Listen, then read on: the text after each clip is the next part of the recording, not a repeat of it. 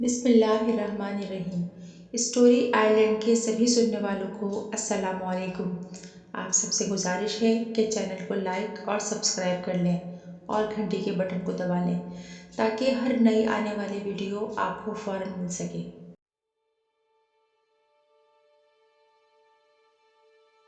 یہ غالباً 1960 کا واقعہ ہے۔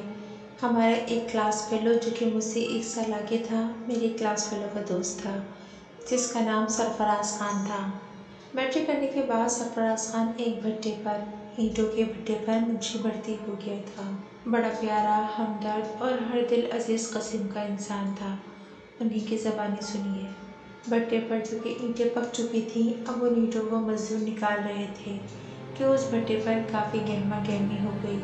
کچھ اینٹیں ٹرکوں میں اور کچھ اسٹاک میں رکھی جا رہی تھیں۔ بھٹے پر پتہ نہیں کہاں سے ایک بلی کا بچہ آ گیا تھا۔ اب وہ بچہ لوگوں سے مانوس ہو گیا تھا۔ سب مزدور اور کارکن اس بچے کی شرارتوں اور کھیل کود سے مشغول اور مسرور ہوتے تھے۔ بلی کے بچے کے لیے کوئی دودھ لا رہا ہے اور کوئی چچڑے۔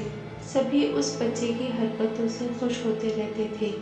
اسی ترتیب میں اینٹیں ختم ہو گئیں اور بھٹا بالکل خالی ہو گیا۔ اب دوسرا مرحلہ یعنی دوبارہ کچی اینٹوں کی بھرائی شروع ہو گئی۔ اب بچہ اپنی شرارتوں اور عجیب و غریب حرکتوں سے سب کی توجہ کا مرکز بنا ہوا تھا اور نیچے کچی اینٹوں کی قطاروں میں بھی گھس جاتا اور مزدور اسے بھگانے میں بھی مصروف نظر آتے۔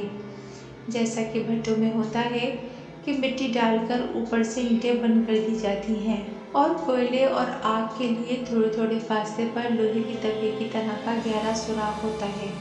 اس کو تھوڑے سے فاصلے پر سے اٹھانے کے لیے ان مزدوروں کے ہاتھ میں ایک لمبی سیخ یا کنڈے والا لمبا سریا ہوتا ہے جس سے اس توے کو اٹھا کر کوئلہ اس میں ساتھ ساتھ ڈالتے رہتے ہیں تاکہ سارے بھٹے کی اینٹیں پک جائیں۔ یہ سلسلہ کئی دن تک چلتا رہتا ہے۔ اب آتے ہیں اس بلی کے بچے کی طرف جو کہ اس واقعے کا مرکزی کردار ہے۔ بچہ کھیلتے کھیلتے اس بھٹے میں گھس گیا۔ لوگوں نے ہر طرف دیکھا مگر بے سود۔ آخر 2-3 دن انتظار کے بعد بھٹا بالکل بند کر دیا گیا اور آگ لگا دی گئی۔ تمام لوگ اس بچے کے لیے پریشان تھے۔ ناگہاں اس بچے کی میاؤں میاؤں کی آواز آنا شروع ہوئی، مگر اب تو یہ بالکل ناممکنات میں سے تھا کہ بچہ کھولا جائے اور اس کو باہر لایا جائے۔ یہ تو ممکن ہی نہیں تھا۔ تمام لوگ اب مزید افسردہ اور غمزدہ ہو گئے۔ شاید 15-20 دن آگ جلتی رہی اور پتہ نہیں کتنے دن اس بھٹے کو ٹھنڈا ہونے کے لیے انتظار کرنا پڑا اور پھر اینٹیں نکالنا شروع کر دی گئیں۔ اسی طرح آہستہ آہستہ اینٹیں نکالتے ایک ایسے مقام پر جب لوگ مزدور پہنچے تو تقریباً 1000 اینٹیں بالکل کچی تھیں اور ان میں سے بلی کا بچہ میاؤں میاؤں کرتا باہر آ گیا۔ سب لوگوں کے منہ سے بیک وقت سبحان اللہ کی آواز نکلی۔ سب لوگوں کے چہرے خوشی سے دمکنے لگے۔ کوئی دودھ لے آیا، کوئی پانی اور کوئی روٹی۔ بلی کے بچے نے تھوڑا سا دودھ پیا اور پھر کھیلتے کھیلتے گرا اور ہمیشہ کے لیے خاموش ہو گیا۔ یہ اللہ جل شانہ کا معجزہ تھا کہ بلی کے بچے کو بچانے کے لیے بھٹے کی آگ کو اس طرف بڑھنے سے روک دیا گیا۔ حیرانگی کی بات تو ہے ہی، مگر جیسا کہ اللہ مہربان نے آگ کو روکے رکھا، اس طرح اس بچے کو خوراک بھی ملتی رہی ہوگی۔